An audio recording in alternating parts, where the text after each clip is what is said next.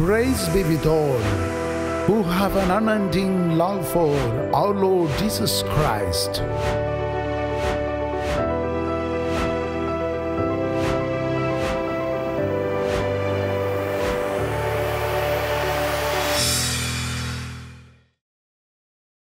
पिता, पुत्र और पवित्र आत्मा के नाम पर आमीन। सबको जय यीशु। आप लोग सब कैसे हैं? हम भी अच्छे हैं। स्तोत्र ग्रंथ अध्याय 115 पद संख्या 12 में हम लोग प्रभु का एक विशेष आशीर्वाद आशीष हम पढ़ते हैं। वह इस प्रकार है, प्रभु हमको याद करता है, वह हमें आशीर्वाद प्रदान करेगा। स्तोत्र ग्रंथ अध्याय 115 पद संख्या 12 में हम इस प्रकार पढ़ते हैं, प्रभु हमको याद करता है, वह हमें आशीर्वाद प्रदान करेगा। प्रभु का आशीर्वाद प्राप्त करने के लिए हम सब आज के इस दिन यहाँ वचन सुनने के लिए प्रार्थना, आराधना, मिस्सा बलिदान को मनाते हुए, अपने क्रिस्तीय जीवन को मनाते हुए आशीर्वाद प्राप्त करने के लिए आए हुए हैं। और उसमें महत्वपूर्ण बात यह है कि प्रभु हमको याद करता है। Hallelujah, hallelujah. जब कोई हमें याद करेगा तो अच्छा लगता है ना, हैं? आजकल कोई याद करेगा तो आपको कैसे पता चलेगा? मान लीजिए कोई आपको याद कर रहा है, आपको कैसे पता चलता है? हैं? फ़ोन आता है, मैसेज आता है। और जब फ़ोन नहीं था और मैसेज नहीं आता था उस समय कैसे आपको पता होता था? हैं? हम लोगों के जैसे कहते थे कि जब कोई ऐसे चीखता है ना, कोई जब सर्दी नहीं रहती है, अचानक हमें छींक ऐसे आ जाता है तो कहता है हमें कोई याद कर रहा है, याद कर रहा है। इतनी सी छोटी सी बात को भी हम इस तरह जोड़ देते हैं। तो मान लीजिए सर्वशक्तिमान ईश्वर, सर्वोच्च ईश्वर, सर्वशक्तिमान ईश्वर, सबके अधिकार रखने वाले ईश्वर कहता है, प्रभु हमको याद करता है। कितना अच्छा होगा, प्रभु हमको याद करता है। कभी कभी याद करता है, हमेशा याद करता है। हमेशा के लिए प्रभु हमें याद करता है। और यह यादगार, ये जब प्रभु हमें याद करता है उसका दूसरा अर्थ उसके अगले वचन में दिया हुआ है, वह हमें आशीर्वाद प्रदान करे। तो प्रभु का इस कथन का मतलब क्या है? प्रभु हमको याद करता है, उसका मतलब प्रभु हमको याद करता है, उसका मतलब प्रभु हमको आशीर्वाद प्रदान करेगा। प्रभु हमको याद करता है, इसका मतलब है प्रभु हमको आशीर्वाद प्रदान करेगा। ये कभी नहीं समाप्त होता है, ना उसका याद कभी समाप्त होता है, ना उसका आशीर्वाद हमारे लिए समाप्त होता है। इसलिए वचन कहता है, प्रभु हमको याद करता है, वह हमें आशीर्वाद प्रदान करेगा। जब जब प्रभु हमें याद करता है उसका मतलब है प्रभु हमें आशीर्वाद प्रदान करते रहते हैं। Hallelujah, hallelujah. यीशु की स्तुति हो, यीशु की महिमा हो। क्या आप लोग यदि प्रभु को याद नहीं करेंगे तब भी आपको प्रभु याद करेगा? सबके लिए करेगा, हैं? यदि आप याद नहीं करेंगे तब भी करेंगे? हाँ, नहीं तो वो प्रभु नहीं होता है। Hallelujah, hallelujah. मनुष्यों के जैसे हम प्रभु को नहीं सोचना चाहिए। जब हम किसी को याद करता है तो सोचता है तब भी हमें याद करता है। इसलिए आजकल के ये जो ग्रुप मैसेज में सब आप देखते हैं कि कभी कभी मैसेज नहीं आता है तो सब भूल गया जैसे लगता है, इसलिए याद दिलाते हैं। कोई मैसेज करिए बोल के याद दिलाते हैं। ऐसा नहीं है। भले आप याद ना करें, भले आप भूल जाए, भले आप प्रभु के साथ नहीं हैं, तब भी प्रभु आपको याद करता है, प्रभु आपको आशीर्वाद प्रदान करता है। ये प्रभु का स्वभाव है। Hallelujah, hallelujah. यीशु की स्तुति हो। Hallelujah, hallelujah. एक बार इस वचन को दोहराते हुए प्रभु का वचन का जो आशीष है उसे हम मांगते हुए आज के दिन के लिए, पूरे दिन के जितने भी यहाँ के शुश्रूषा है, वचन के घोषणा, आराधना, प्रार्थना और मिस्सा बलिदान, इन सब बातों में प्रभु की आशीष जो प्रभु हमें हमेशा याद करते हैं उसे हम प्राप्त करते हैं इन माध्यम के द्वारा, इन प्रार्थनाओं के द्वारा, मिस्सा बलिदान के द्वारा, संस्कारों के द्वारा। हमारे जो एक साथ रहते हुए प्रार्थना में हम एक साथ रहने के कारण प्रभु का याद, प्रभु का आशीर्वाद हमें प्राप्त, माने हमें महसूस होता है, हमें प्राप्त है लेकिन हमें अनुभव होता है एक साथ जुड़े रहने के कारण। इसलिए हम बोल रहे थे खाली कुर्सियाँ मत जोड़िए, आप साथ साथ में आ जाइए। जितना करीब रहेंगे उतना अधिक आशीर्वाद आप महसूस करें। प्राप्त तो आपको है, आपको है, आपके साथ आशीर्वाद तो है, लेकिन आपको अपने अंदर में अनुभव करेंगे। प्राप्त करने के साथ साथ आप उसका अनुभव भी करेंगे। Hallelujah, hallelujah. के भोजन पद्धति के अनुसार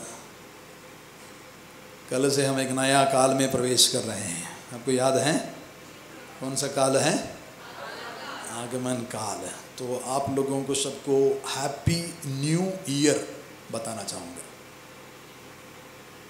हैप्पी न्यू ईयर। कुछ लोग सोच रहे फादर को क्या हो गया, वो लोग जनवरी 1 तारीख को हैप्पी न्यू ईयर कहते हैं ना, हैं? तो अब क्यों हैप्पी न्यू ईयर कह रहे हैं? हाँ, कैलेंडर के हिसाब से जब नया साल शुरू होता है, नया दिन शुरू होता है, उसे हम हैप्पी न्यू ईयर कहते हैं। जो हमारे कलीसिया के पूजन विधि का कैलेंडर कब से शुरू होता है? हाँ, ये आगमन काल से शुरू होता है और आगमन काल कल से शुरू हो रहा है। एक नया पूजन विधि का काल शुरू हो रहा है, इसलिए मैं हैप्पी न्यू ईयर आपको अभी से दे रहा हूँ। अभी समझ में आ गया? तो हमको नहीं देंगे हैप्पी न्यू ईयर? हालेलुया। जब तक आपको समझ में नहीं आएंगे तो आप सोचते रहेंगे क्यों हैप्पी न्यू ईयर अभी से बोल रहे हैं। Hallelujah, hallelujah.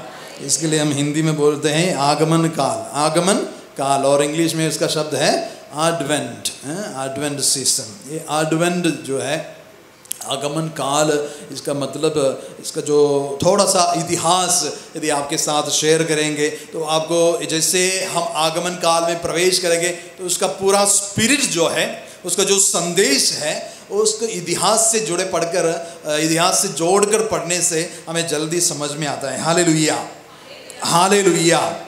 जो एडवेंट शब्द जो है वो लैटिन एक शब्द से निकलता है, अद्वेंतुस। अद्वेंतुस कौन सा है?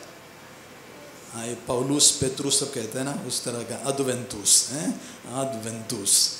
इसका अर्थ जो है वह आता है ना, वह आता है।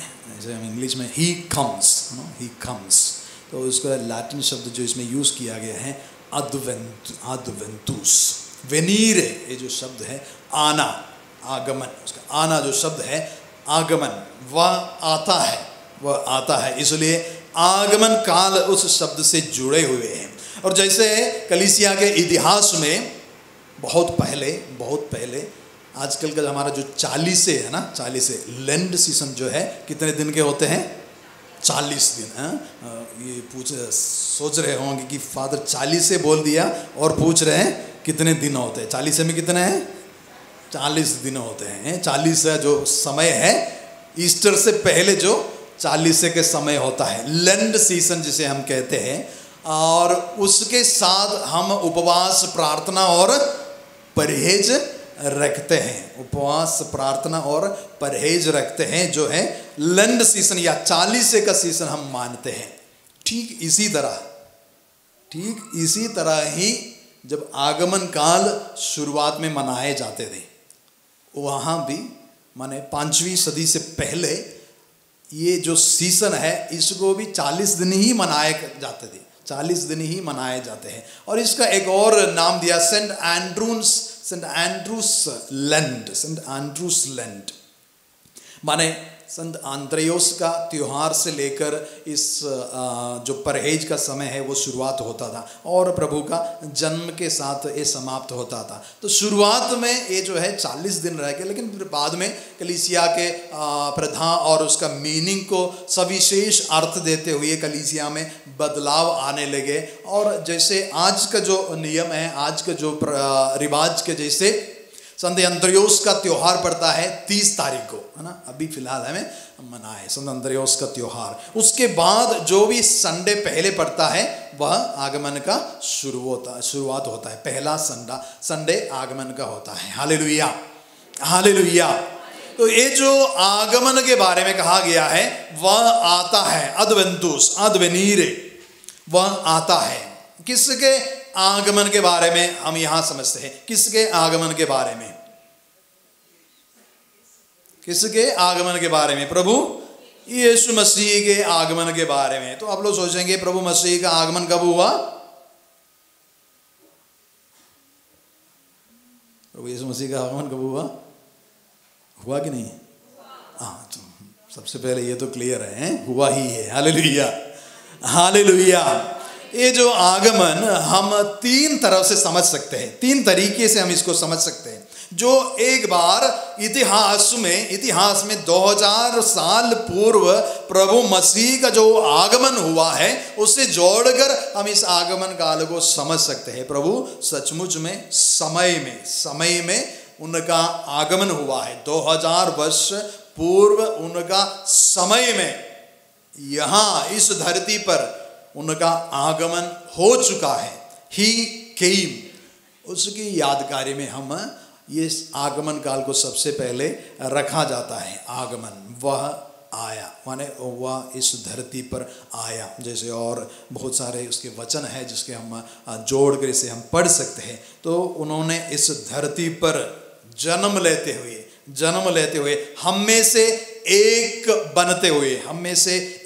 बनते हुए वह हमारे साथ रहा है। हालेलुया, हालेलुया, यीशु की स्तुति हो। हालेलुया। तो उनका आगमन कलीसिया या फिर इतिहास में इतनी महत्वपूर्ण है तो आप देखेंगे पूरा इतिहास को 2 भाग में बांटने वाला उनका आगमन था। पूरे इतिहास को 2 भाग में बांट दिया, एक उनका आगमन तक, एक उनके आगमन के बाद, BC, before Christ, AD, anno domini, the year of the lord, प्रभु के आगमन के समय के बाद, BC, बिफोर क्राइस्ट, AD, है ना, हम कहते हैं AD 2023, और before Christ BC, before Christ. तो पूरे इतिहास को 2 भाग में बांटते हुए उनका आगमन इतना महत्वपूर्ण था। संत फुल्टन जेशिन कहते हैं, कलीसिया का जो शिक्षा देते हुए संत फुल्टन जेशिन कहते हैं कि ऐसे इतिहास में कोई भी व्यक्ति नहीं रहा है जिनके आगमन के पूर्व ही उनके आगमन के बारे में बताया गया था, भविष्यवाणियां दी गई थी कि वह सचमुच में आने वाला है। और पूरा बाइबल इसका कहानी है। चाहिए आप पुराने विधान को देख लीजिए तो उनके आगमन के बारे में जितने भी भविष्यवाणी है उसको सब लिखा है कि वह आने वाला है। जहाँ तक मूसा से हम पढ़ सकते हैं, मूसा कहते हैं कि अपने हृदय के अनुसार एक नबी का उदय होगा। वहाँ से लेकर ये भविष्यवाणियाँ शुरू हो जाते हैं कि आने वाले के बारे में भविष्यवाणियाँ इतनी हुई है। इसलिए इतिहास में इनका जन्म बहुत महत्वपूर्ण है, इतनी महत्वपूर्ण है कि इतिहास को 2 भाग में बांटते हुए उनका जन्म हुआ। और वहाँ से जो इतिहास में उनका जन्म हुआ है जिसे हम कहते हैं उनका सचमुच में आगमन हुआ है। Hallelujah, hallelujah.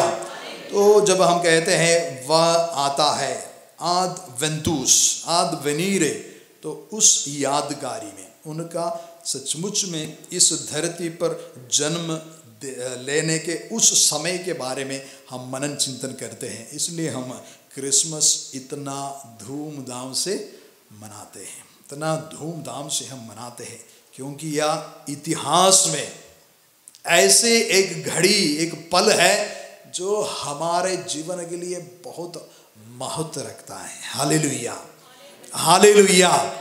सचमुच में यदि क्रिसमस के बारे में अभी इन दिनों में, जैसे हम कितने भी क्रिसमस से पहले जितने भी शनिवार है, इस आगमन के बारे में, इस देहधारण के बारे में, मनुष्य अवतार के बारे में मनन चिंतन करते हुए क्रिसमस का महत्व हम देखेंगे। वो क्रिसमस नहीं जो बाजारों में मनाया जाता है, जो बाजारों में मनाया जाता है वो क्रिसमस के बारे में नहीं। सचमुच ईश्वर के पुत्र मनुष्य बनकर हमारे बीच में रहने का और उस रहन सहन के साथ हमारे जीवन में जो फर्क आया है उसके बारे में मनन चिंतन यदि आप करेंगे तो आप सचमुच में क्रिसमस के बारे में सोचते ही रह जाएंगे। Hallelujah, hallelujah, hallelujah. यीशु की स्तुति हो, यीशु की महिमा हो। हालेलुया। और जो दूसरा आगमन है, इसका अर्थ इस प्रकार हम समझ सकते हैं, वह आता है, ही कम्स। पहले मैंने कहा ही केम, वह आया। अब हम कहते हैं वह आता है, वह आता है, आएगा उसके बाद, है ना। हम कहते हैं ना भूत, वर्तमान, भविष्य। भूतकाल में माने ही केम, और वर्तमान में वह आता है। कैसे आता है वह, कैसे आता है? आते हैं कि नहीं? पहले आते हैं कि नहीं? आते हैं। कैसे आते हैं? परम प्रसाद में आते हैं, माने जितने भी संस्कार है उसमें उनका आगमन होता है, उनका आगमन होता है। वह हमारे जीवन में आता है। प्रार्थना के समय जब आपको अनुभव होता है कि प्रभु की उपस्थिति यहाँ है, तो उनका आगमन, अडवेंटुस, एडवेंट टाइम हो रहा है। आपके आगमन हमारे जीवन में निश्चित है। जैसे हम स्तोत्र ग्रंथ में पढ़ते हैं, उनका आगमन भोर के तरह निश्चित है। वह दिन प्रतिदिन हमारे जीवन में आता है। तो हम देखते हैं वर्तमान में भी वह आता है। He comes, that is the second meaning of advent. He comes every day. वह हमारे जीवन में प्रतिदिन आता है जब हम प्रार्थना में भाग लेते हैं। कलीसिया में एक साथ होकर हम प्रार्थना करते हैं तो उसकी उपस्थिति के बारे में हम बाइबल में पढ़ते हैं। और जब कलीसिया उनके बारे में शिक्षा देते हैं, जो घोषणा की जाती है, proclamation about Christ is the presence of Christ और इवन कमिंग ऑफ क्राइस्ट, जब प्रभु के बारे में सुनाया जाता है। इसका जो सुनाया जाने का जो अर्थ है, जो ना केवल ये जो प्रवचन नहीं, बल्कि जो वचन से आप पढ़ेंगे, जो उनके बारे में लिखा गया है, लिखित शब्द जब आप पढ़ेंगे, ना केवल यहाँ से जो प्रवचन के साथ आपको जो सुनाया जा रहा है, उसके अलावा जब आप अपने आंखों से, अपने दिल से, हृदय से जब वचन पढ़ता है, वह आपके हृदय में आता है। Hallelujah, hallelujah. यीशु की स्तुति हो। वह हमारे जीवन में आता है, वर्तमान में वह आता है। और जब कलीसिया में कोई भी व्यक्ति आप यीशु मसीह के गवाही देते हुए, एक व्यक्ति अपने जीवन के द्वारा यह घोषित करता है कि सचमुच में प्रभु जीवित है, वह मेरे जीवन में कार्य करता है, मैं उसका एक गवाह हूं। जब एक व्यक्ति अपने जीवन के द्वारा, अपने कर्मों के द्वारा, वचनों के द्वारा जब अपने आप को गवाह बन जाता है, तब मसीह आता है। Hallelujah, hallelujah. जब हम इस तरह एक समूह होकर, विश्वासी समूह होकर जब वो प्रार्थना करता है, तो हमारा विश्वास का आदान प्रदान होता है। जब कोई भी व्यक्ति अपने विश्वास में कमजोर है, तो दूसरे व्यक्ति का विश्वास देखकर, उनकी प्रार्थना देखकर, उनकी भक्ति देखकर दूसरे का भी मन विश्वास में बढ़ जाता है। प्रभु का आगमन होता है। Hallelujah, hallelujah, hallelujah. इसलिए जब नए विधान विशेष करके संत पौलुस, पेत्रुस और अन्य पत्र में जब पढ़ते हैं, आप विश्वासियों का एक साथ रहकर प्रार्थना के बारे में कई बार लिख देते हैं। अब कभी भी उन फेलोशिप को मत खोइए। जो एक साथ आकर प्रार्थना करता है उसको मत खोइए। क्योंकि उसमें आपका विश्वास का आदान प्रदान होता है, आपका विश्वास बढ़ जाता है। प्रभु का आगमन विश्वासियों के बीच में होता है। तो ये दूसरा अर्थ जो है, यह इस तरह हम समझ सकते हैं कि कलीसिया के जितने भी संस्कार है, विश्वासियों के एक साथ होकर जितने भी प्रार्थनाएं हैं, और व्यक्तिगत रूप से जब आप वचन को पढ़ते हैं, प्रभु आपके जीवन में आता है। एडवेंट हो रहा है, प्रभु का आगमन हो रहा है। हालेलुया, हालेलुया, यीशु की स्तुति हो। हालेलुया। और जब तीसरी बात हम समझ सकते हैं, उनका जो सचमुच में आएगा वह दोबारा आएगा। ये शब्द जो परोसिया, ये जो ग्रीक शब्द है एडवेंट के लिए, जैसे मैंने लैटिन का शब्द बताया, और उसका जो ग्रीक शब्द में है उसके लिए दिया जाता है परोसिया। ये शब्द आप सुने होंगे, परोसिया। परोसिया विशेष रूप से जो प्रभु का आगमन, जो दोबारा वह आता है, उसके बारे में दिया गया है। वह आता है, वह हमारे पास आता है, उसके लिए हम कहते हैं परोसिया।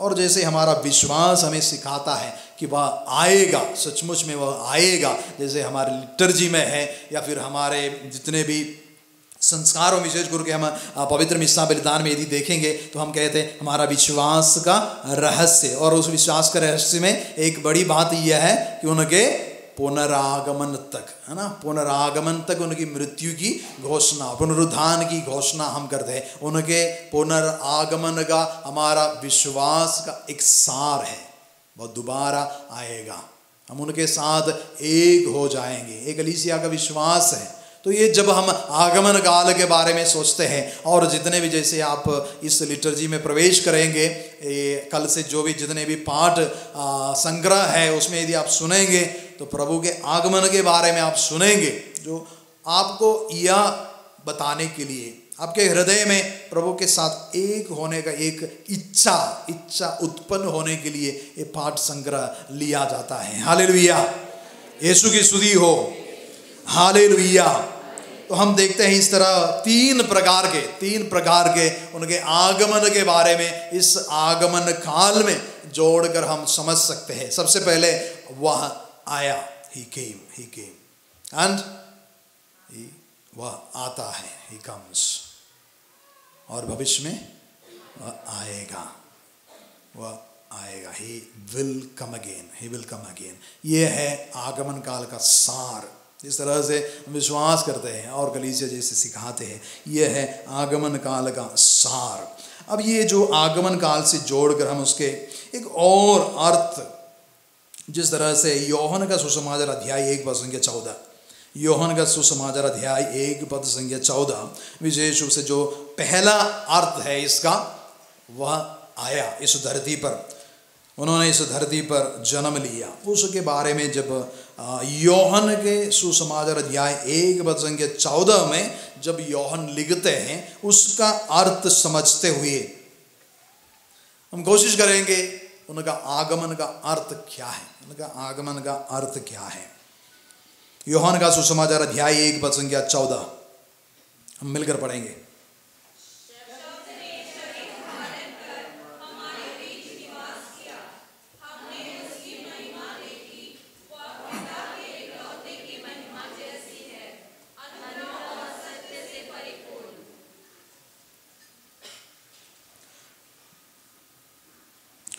शब्द ने शरीर धारण कर हमारे बीच निवास किया, हमने उसकी महिमा देखी। शब्द ने शरीर धारण कर हमारे बीच निवास किया। ये जो वचन बहुत ही कम शब्द है, उसमें गिन कर देखिएगा तो 10 शब्दों से कम है, 10 शब्दों से कम। और इंग्लिश में इसका ट्रांसलेशन यदि करेंगे, ही ड्वेल्ट एमंग अस, बहुत ही कम शब्द हैं। शब्द ने शरीर धारण कर हमारे बीच रहा। ये वचन प्रभु का आगमन का एक बड़ा संदेश लेकर, और उसके एक शब्द में इसे समझाया जाए तो उसका एक शब्द यह है, इनकारनेशन। मनुष्य अवतार, जिसे हम हिंदी में कह सकते हैं मनुष्य अवतार, इनकार्नेशन। इनकार्नेशन ये जो शब्द है, पूरे आगमन काल में, पूरे क्रिसमस सीजन में हम यही मनाते हैं, यही हम मनन चिंतन करते हैं। He came and dwelt among us, वह हमारे बीच में आकर निवास किया। इनकार्नेशन। और संत योहन इसे समझाते हुए कहते हैं शरीर धारण कर, शरीर धारण कर। कार्ने जो शब्द है, इनकार्नेशन का अर्थ कार्ने, लैटिन शब्द का इसका अर्थ है शरीर, flash, flash, putting on flash. शब्द ने शरीर धारण किया।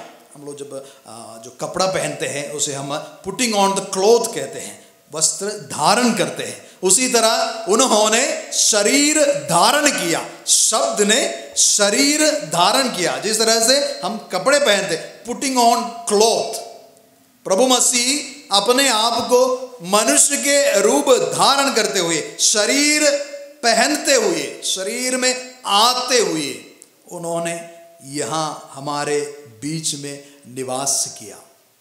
बस एक ही शब्द है इनकार्नेशन, लेकिन इतना बड़ा अर्थ, इतना बड़ा रहस्य को इस शब्द में है। जिस तरह से योहन कहते हैं शब्द ने शरीर धारण करते हुए, धारण, अब उनको पहनते हुए, यही धारण करते हुए, और हमारे बीच निवास किया। निवास, निवास जिसे हिंदी में कहते हैं, एक शब्द जो घर के लिए यूज होता है, निवास, जहाँ पता लिखा रहता है निवास, क्या क्या निवास होते हैं ना, तो निवास,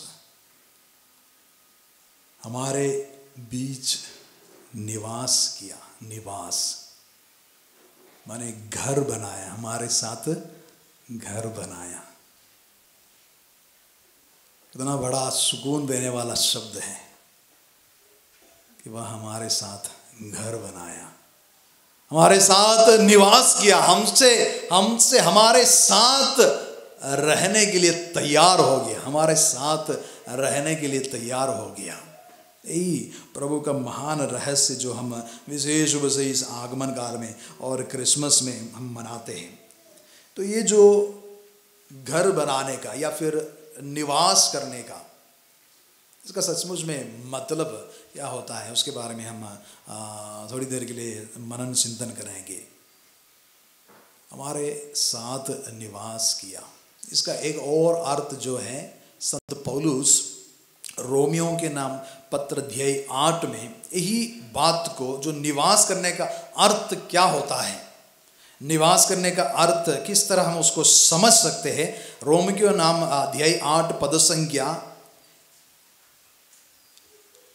31 में, रोमियों के नाम संत पौलुस का पत्र अध्याय 8 पद संख्या 31 में संत पौलुस अपने जीवन में होने वाले कई बातों को लेकर, चाहे वह दुख पीड़ा है, अपने जीवन की जो रहस्य है उसको समझ पूर्ण रूप से नहीं मिलने के कारण, और जो आत्मा के बारे में सब कहने के बाद, और जो भावी महिमा है, भविष्य में प्रकट होने वाले महिमा है, ये सब बताने के बाद वह वहाँ कहते हैं और कहना ही क्या है, और कहना ही क्या है, माने सब कुछ कहने के बाद अब और क्या बताऊं मैं, अब और क्या बताऊं। यदि ईश्वर हमारे साथ है, ईश्वर हमारे साथ है, यदि ईश्वर हमारे साथ है, ये जो शब्द, यदि ईश्वर हमारे साथ है, क्रिसमस का अर्थ है ईश्वर हमारे साथ है। और एक और शब्द जिसे हम कहते हैं, उनका नाम है इम्मानुएल, ईश्वर हमारे साथ है। वही संत पौलुस कहते हैं अब कहना ही क्या है, ईश्वर हमारे पक्ष में है। अब कहना ही क्या है, जब ईश्वर हमारे साथ है, इसका अर्थ है ईश्वर मेरे पक्ष में है। और उसके आगे पौलुस को सामने और कुछ नहीं दिखाई देता, और उसके आगे एक बड़ा लिस्ट देता है क्या क्या होने वाला है, लेकिन उसके कोई फर्क नहीं पड़ता है क्योंकि ईश्वर हमारे साथ है। जब संत पौलुस इस तरह कहते हैं ईश्वर हमारे साथ है, तो संत पौलुस इस बात की ओर इंगित करता है कि ईश्वर ने अपने प्रेम के कारण अपने एकलौते पुत्र को इस धरती पर हमारे लिए भेज दिया है, और वह ईश्वर, पुत्र ईश्वर प्रभु मसीह स्वयं हमारे साथ आ चुका है। इसलिए कहते हैं ईश्वर हमारे साथ है। हालेलुया, हालेलुया, यीशु की स्तुति हो। हालेलुया। हम अक्सर हमारे जीवन में सवाल पूछते हैं या फिर हम प्रमाण मांगते हैं, आपको कैसे पता है कि ईश्वर आपके साथ है? आपको कैसे पता है ईश्वर आपके साथ है? हम कैसे उसकी आलोचना करते हैं या फिर हम कैसे उसको समझते हैं? ईश्वर आपके साथ है, आप किन बातों से समझते हैं ईश्वर आपके साथ है? आपको कैसे समझ में आएगा?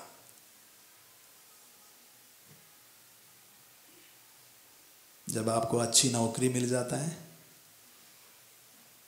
तो आप सोचते हैं कि आप ईश्वर आपके साथ है? हाँ हाँ हाँ, कुछ लोग तो हाँ, कुछ लोग तो जब हमें अच्छी नौकरी मिल जाए तो ईश्वर हमारे साथ हैं, और कुछ लोगों को हमारा धन संपत्ति सही हो जाए, क्या बोलिए, अच्छे सांस मिल जाए। हाँ, सांस लेने पाए, इसलिए सांस लेने पा रहे। सांस जो शब्द है वो जल्दी चौंक जाता है। सांस बहु अच्छे सांस भी मिल जाए तो ईश्वर हमारे साथ है, ऐसे भी बोल सकते हैं। हालेलुया, हालेलुया, हालेलुया, यीशु की स्तुति हो। तो हम समझ सकते हैं यदि ईश्वर हमारे साथ है, जब हमारे साथ सब कुछ अच्छा होगा। सही है? यदि ऐसा होता तो, यदि यह सही होगा, यदि सही होता कि जब हमारे साथ अच्छा होता है तो हमारे साथ ईश्वर है, तो बाकी लोग, जितने भी लोग विश्वास नहीं करते, उनके साथ भी तो अच्छा हो रहा है। जो अविश्वासी लोग हैं, नास्तिक लोग हैं, जिनका कोई भी विश्वास नहीं, एथेइस्ट जिसे हम कहते हैं, उनके साथ भी अच्छा हो रहा है, तो उनके साथ ईश्वर है या फिर ईश्वर नहीं है? अब ईश्वर का स्वभाव क्या है? केवल अच्छे लोगों को अच्छे कार्य देता है और बुरे लोगों को बुरे कार्य देता है? नहीं, ऐसे भी नहीं। तो ईश्वर का स्वभाव क्या है? सभी के ऊपर, जैसे वचन कहता है, भले और बुरे के ऊपर पानी बरसाता है। ईश्वर किसी भी तरह से पक्षपात नहीं करता है। ईश्वर सचमुच में हमारे साथ है, वह किसी भी तरह से पक्षपात नहीं करता। लेकिन हम हमेशा अच्छी चीजों से प्रभु की उपस्थिति या प्रभु की संगति जोड़कर समझने की कोशिश करते हैं। हम सोचते हैं कि जब सब कुछ मेरे साथ अच्छा होगा तो ईश्वर मेरे साथ है। संत पौलुस ऐसा नहीं समझाते हैं। जब आपको अच्छा होगा ईश्वर आपके साथ है, ऐसा नहीं है। जब आपके साथ सब कोई अच्छा व्यवहार कर रहा है तो आपके साथ ईश्वर है, ऐसा नहीं कह रहा है। लेकिन संत पौलुस का कहने का मतलब यह है कि हमारे लिए यही सबसे बड़ी जो बात है, सबसे बड़े महनीय बात यह है कि ईश्वर हमारे साथ है। चाहे भलाई में हो, चाहे बुराई में हो, चाहे हमारे साथ अच्छा व्यवहार हो रहा हो, चाहे बुरे व्यवहार हो रहा हो, हमारे लिए धन्यवाद की एक ही कारण है, क्योंकि हमारे साथ ईश्वर है, जो शब्द ने शरीर धारण करते हुए हमारे साथ निवास किया। उनकी सहभागिता के कारण, वह हमारे साथ रहने के कारण हमारे साथ हम खुशी मनाते हैं। इसलिए संत पौलुस आगे कहते हैं, वचन संख्या जो 34, उन्हें कौन दोषी ठहराएगा? क्या ईसा मसीह ऐसा करेंगे? वह तो मर गए बल्कि जी उठे हैं और ईश्वर के दाहिने विराजमान होकर हमारे लिए प्रार्थना करते रहते हैं। अब ईसा मसीह कहाँ है? अब ईसा मसीह कहाँ है? तो हमारे साथ नहीं है?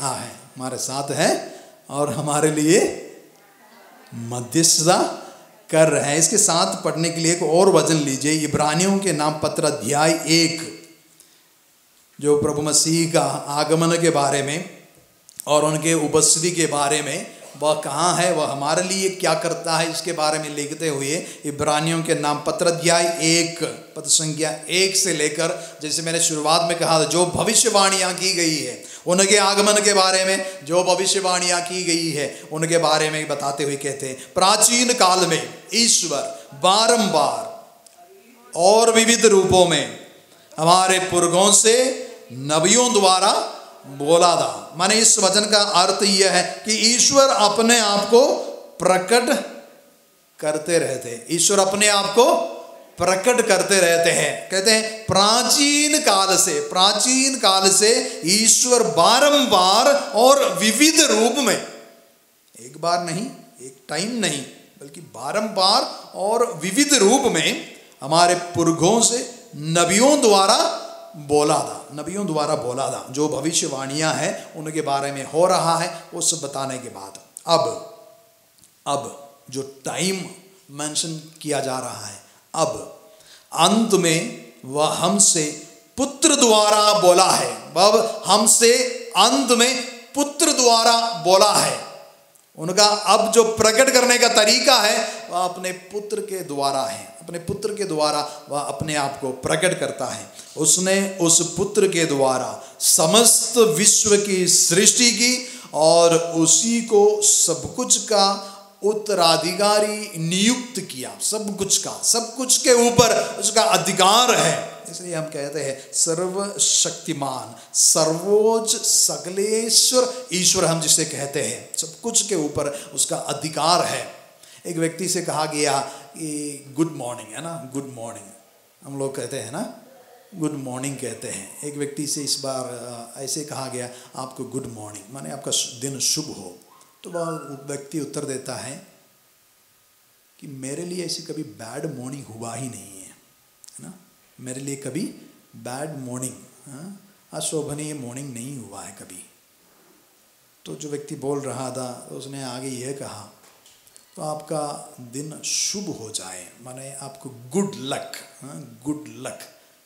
तो वह कहते हैं मेरे साथ कभी बैड लक हुआ ही नहीं है, मेरे साथ कभी बैड लक हुआ ही नहीं है। तो ये जो व्यक्ति दुविधा में पड़ गया, तो वो कहता है आखिरी में आप क्या करेंगे इससे। तो कहते हैं आपको सदा आनंद मिल जाए, आपको हैप्पी लाइफ हो जाए, हैप्पी लाइफ हो जाए। तो व्यक्ति वह कहता है कि मेरा लाइफ कभी दुख में बिताया भी नहीं है, it was always a happy life, कभी सोरो लाइफ नहीं रहा है। व्यक्ति को बड़ा आश्चर्य होता है, कैसे कह सकता है कि उनके जीवन में कभी बैड मॉर्निंग नहीं हुआ है, बैड लक नहीं हुआ है और बैड जो अनहैप्पी भी नहीं हुआ है। उससे पूछता है अब इसका अर्थ हमें समझाइए कि क्यों आप कहते हैं। तो व्यक्ति इस तरह समझाते उसे कि मैं हर मॉर्निंग प्रभु की स्तुति करता हूँ, हर मॉर्निंग प्रभु की स्तुति करता हूँ। माने जो कुछ हो जाए उसके लिए मैं स्तुति करता हूँ, चाहे वह अच्छाई हो, बुराई हो, भलाई बुरा कुछ भी हो, मैं उसके लिए स्तुति करता हूँ। ये स्तुति करने के कारण मेरे लिए कभी ये बैड मॉर्निंग नहीं हुआ है, हमेशा गुड मॉर्निंग ही है, गुड मॉर्निंग है, क्योंकि मैं उसकी स्तुति करता हूँ। वो हमारे लिए सब कुछ भलाई में बदल देता है। तो उसके आगे कहता है, तो ये जो बैड लक के बारे में है, मेरे लिए कभी बैड लक नहीं हुआ है। तो इसके बारे में वो कहता है कि मैं मेरे जीवन के सब कुछ को, मेरे जीवन में जितने भी कार्य है जो होने वाले हैं वो सब मैं एक्सेप्ट कर लेता हूँ, मैं स्वीकार कर लेता हूँ। ईश्वर के हाथ से आने वाले ये बात को समझते हुए कि जो मेरे जीवन में आने वाला है सब ईश्वर के हाथ से मिलने वाला है, आई एक्सेप्ट, मैं स्वीकार करता हूँ। इसलिए ये मेरे लिए हमेशा गुड लक ही होता है, कभी बैड लक नहीं हुआ है। जो भी ईश्वर की ओर से आया हुआ है उसमें पूर्ण हृदय से स्वीकार किया हूँ, इसलिए मुझे कभी ये बैड लक नहीं हुआ है। जो भी मिला है वह सब कुछ अच्छा ही हुआ है, गुड लक ही हुआ है।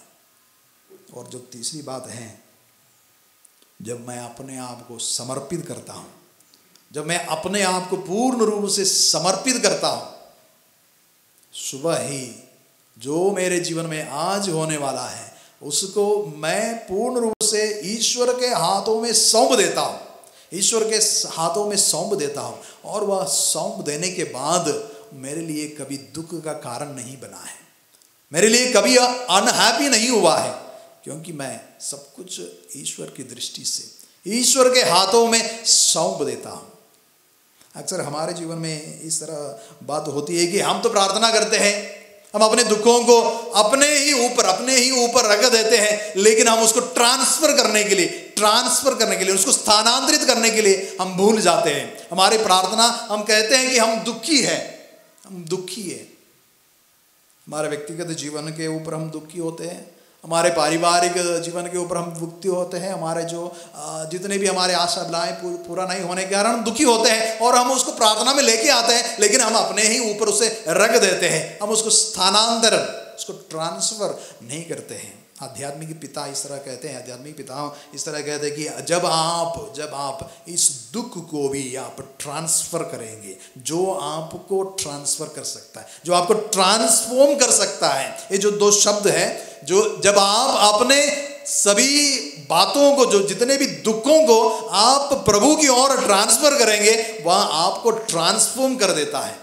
जब आप अपने आप को सौंप देता है, आपको वह संभालता है। Hallelujah, hallelujah, hallelujah. जब जैसे हम कह रहे थे कि जो उत्तराधिकार है, ईश्वर का अधिकार के बारे में समझते हुए हम कह रहे थे, और उसके आगे जो पद संख्या 3 में, इब्रानियों के नाम पत्र अध्याय 1 पद संख्या 3 में, वह पुत्र अपने पिता की महिमा का प्रतिबिंब और उसके तत्व का प्रतिरूप है, जो हमारे साथ रहता है, वो सचमुच ईश्वर ही है, सचमुच ईश्वर ही है, उसमें कोई भी फर्क नहीं है। वह पुत्र अपने पिता की महिमा का प्रतिबिंब है, जो पुत्र को देखता है वह पिता को देखता है। प्रतिबिंब और उसके तत्व का प्रतिरूप है, एक तत्व है, वन एसेंस। जैसे ट्रिनिटी, त्रित्व के बारे में हम समझते हैं, तो एक तत्व में एक है, एकता है। वह पुत्र अपने शक्तिशाली शब्द द्वारा समस्त सृष्टि को बनाए रखता है। उसने हमारे पापों का प्रायश्चित किया, और अब वह सर्वशक्तिमान ईश्वर के दाहिने विराजमान है। ये जो दो कार्य प्रभु यीशु मसीह हमारे साथ करते रहते हैं, ये जो दो कार्य, एक जो इतिहास में हुआ है और ये जो अभी हो रहा है। जैसे आपसे मैंने पूछा था कि अब यीशु मसीह कहाँ है, अब वह हमारे लिए मध्यस्थता कर रहे हैं, पिता के साथ एक होकर हमारे लिए मध्यस्थता कर रहे हैं। और जो दूसरी बात जिसे हम मनाते हैं क्रिसमस के द्वारा, वह है उन्होंने हमारे लिए प्रायश्चित करते हुए, जैसे हम पवित्र मिस्सा बलिदान में इस बात को हम उचित रूप से समझते हैं। पवित्र मिस्सा बलिदान के चाहे वह कोई भी जैसे रिचुअल राइट जो होता है, जैसे लैटिन चर्च के राइट में है, जैसे हमारे लिए सीरो मलबार का जो केरला में है, सीरो मलंकरा, और जो कलीसिया के जितने भी राइट्स हैं, कुल मिला के 24 ऐसे अनुष्ठान विधि है जो कैथोलिक कलीसिया में 24 अनुष्ठान विधि होते हैं। आपको पता है, ये आपको सरप्राइज होगा कि 24 अनुष्ठान विधि है। आप कभी देखे हैं? नहीं देखे हैं। आप एक बार यूट्यूब में या फिर गूगल में सर्च करके देखिएगा कि सीरो मलबार होली मास, या फिर सीरो मलंकरा, कॉप्टिक, अर्मेनियन, मारोनाइट, ये सब जितने कलदाई, ये सब जितने भी अनुष्ठान विधि है, ये सब कैथोलिक कलीसिया में जो अनुष्ठान विधि के कारण अलग हो जाते हैं, लेकिन एक ही कैथोलिक कलीसिया में। तो विशेष रूप से ये जो जितने भी अनुष्ठान विधि है, उसमें एक बात कॉमन है। जैसे हमारा जो चढ़ावे के बाद एक प्रार्थना होता है, चढ़ावे के बाद जो प्रार्थना होता है अवतरणिका, उस अवतरणिका शुरुआत कैसे होता है? अपने विचारों को स्वर्ग की ओर, अपने विचारों को स्वर्ग की ओर उठाए। और हमारे लैटिन प्रभु आप लोगों के साथ हो और आपके साथ, उसके बाद क्या कहते हैं? प्रभु में मन लगाइए, प्रभु में मन लगाइए। तो आपका उत्तर क्या है? हम प्रभु में मन लगाए हुए। तो सारे समुदाय को, जितने भी लोग इकट्ठे हुए हैं, तो यहां से बुला रहा है, आप प्रभु में अपना मन लगाएं। तो अभी तक आप कहां थे? क्यों कलीसिया ऐसे अनुष्ठान विधि कहते हैं हमसे? अब आप आइए प्रभु में मन लगाइए। अब ये कहां हो रहा है? अब ये कहां हो रहा है? एक फोकस शिफ्ट हो रहा है, एक फोकस शिफ्ट हो रहा है। जैसे प्रभु मसीह अब कहां है? पिता के साथ विराजमान होकर हमारे लिए मध्यस्थता कर रहे हैं। उस बात की ओर हमारे शिफ्ट आपके जो फोकस है वहां की ओर बढ़ा रहे हैं। और उसके बाद क्या हो रहा है? उसके बाद जो प्रार्थनाएं हैं, उसके बाद पवित्र पवित्र पवित्र पवित्र किसके साथ गा रहे हैं? स्वर्गदूत स्वर्गदूत स्वर्गदूत स्वर्गदूत। जैसे सुनेंगे आपको क्या समझ में आता है या क्या याद आता है? स्वर्ग स्वर्ग। ये जब जितने भी बातें हैं उस माहौल की ओर आपको बुला रहा है। और वो जो वहाँ होने वाला है, जो विधि है, वह प्रभु मसीह जो एक बार कलवारी में चढ़ाए हैं, लेकिन अनवरत माने हमेशा के लिए जो मसीह का मध्यस्थता का कार्य है उसको करते जा रहा है, उसके करते जा रहा है, उसको मनाया जा रहा है। ये जो बात यहाँ बताया गया है, दो बात, उसने हमारे पापों का प्रायश्चित किया। एक बार जो इस संसार में उन्होंने हमारे पापों के प्रायश्चित के रूप में अपने आप को समर्पित किया। इस संसार में आते हुए उन्होंने अपने आप को समर्पित किया। और जब अब हमारे लिए, अब वह सर्वशक्तिमान ईश्वर के दाहिने विराजमान होकर हमारे लिए मध्यस्थता करते रहते हैं। इसलिए हम कहते हैं कि ईश्वर हमारे साथ है। हालेलुया हालेलुया, यीशु की स्तुति हो। हालेलुया।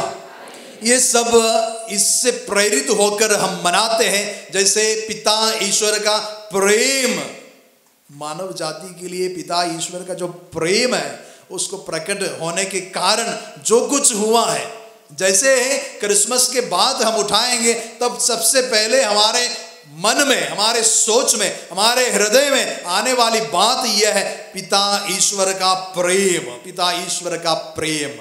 उससे प्रेरित होकर ये सब कुछ हो रहा है। यूहन्ना का सुसमाचार अध्याय 3 पद संख्या 16।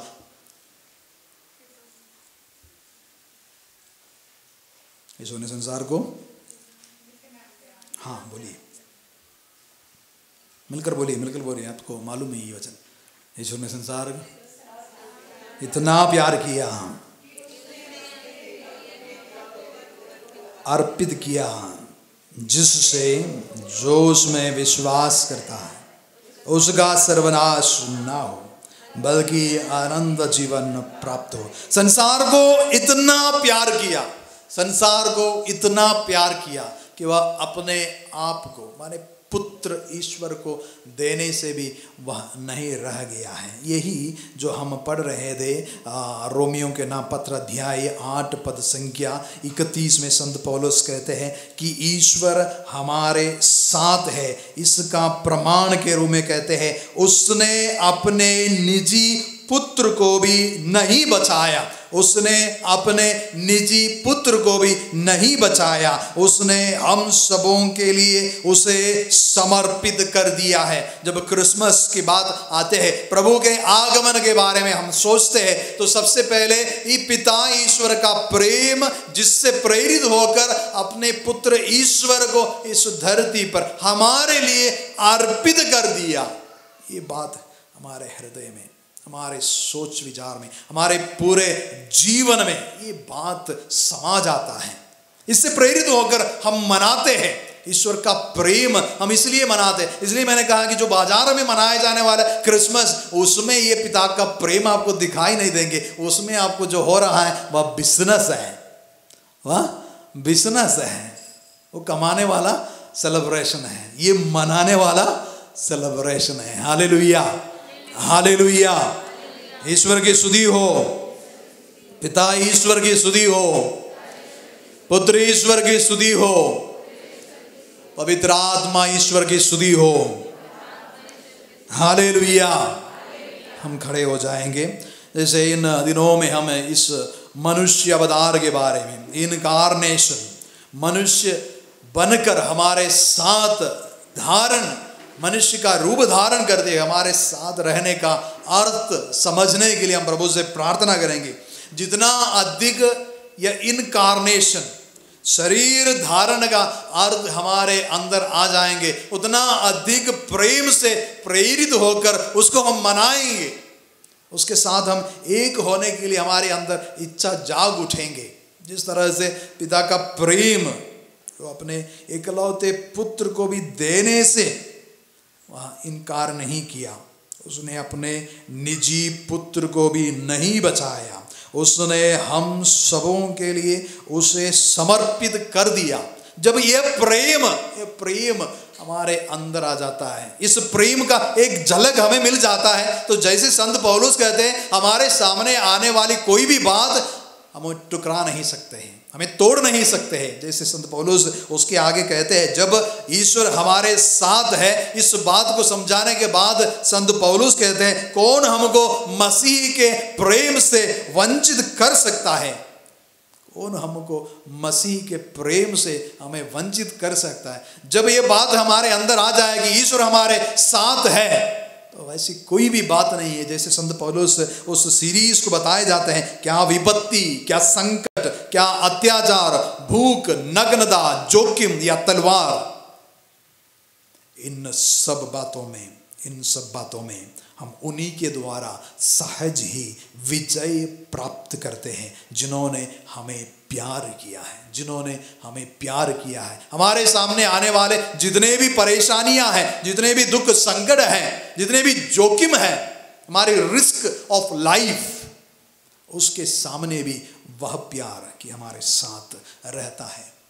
ईश्वर हमारे साथ है, ये अवबोध वह इमानुएल है, क्योंकि वह प्रेम से प्रेरित होकर ये कार्य किया है। एक कार्य प्रेम के प्रेरित होकर एक कार्य संपन्न किया है।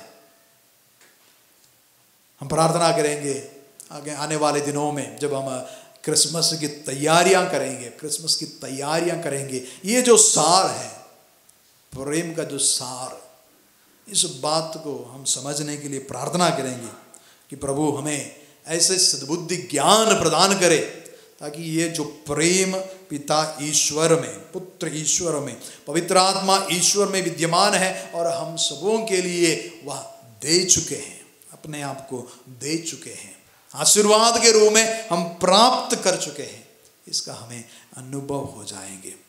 पिता, पुत्र और पवित्र आत्मा के नाम पर सबको जय यीशु।